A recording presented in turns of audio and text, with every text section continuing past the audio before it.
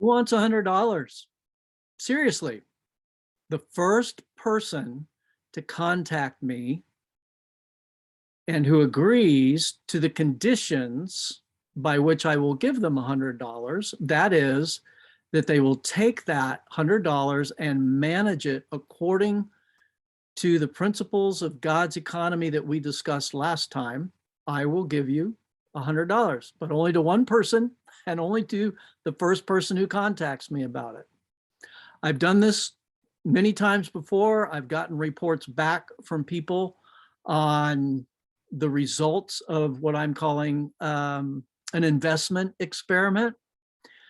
And I want to read to you the reports that one of the people actually wrote out. I'm not going to read the whole thing, but I lived in Europe at the time, and I gave her 100 euros. And this is what she said. She said she put 20 euros of that as a tithe. She gave it back to God. She saved 20 euros of that. She invested 52 euros of that, and she gave away 8 euros of that. Her 20 euros that she saved, she put into a savings account. Her 52 euros that she invested in a ministry to help advance God's kingdom. She sponsored 2 children from a ministry in an African country. And this is what she said. She said, the first blessing for me was that I went to deposit the 20 euros into an old bank account, which had been unused for 6 years. When I reopened the account, there was 216 euros in it.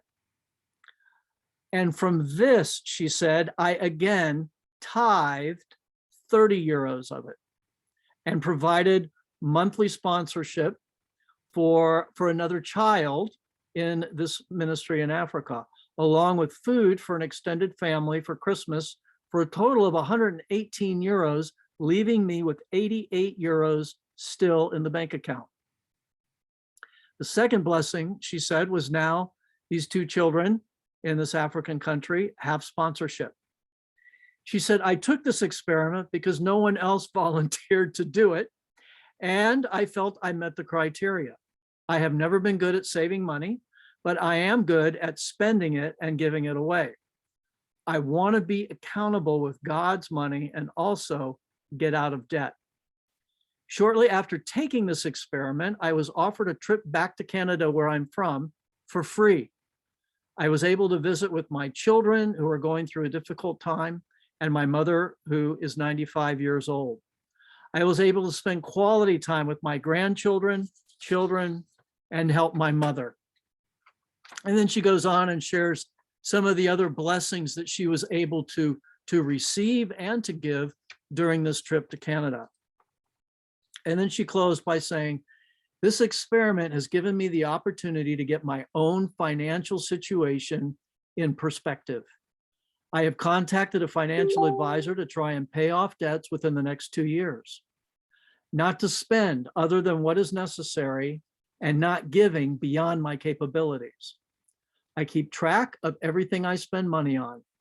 I am understanding that all I have is God's, and that I want to spend his money in a way that would be pleasing to him. So that's my encouragement for you. First person to contact me and is willing to manage this money according to investing, according to saving, according to giving, and according to receiving back what God has to bless them with, I will give $100 to try this experiment. Waiting to hear from you.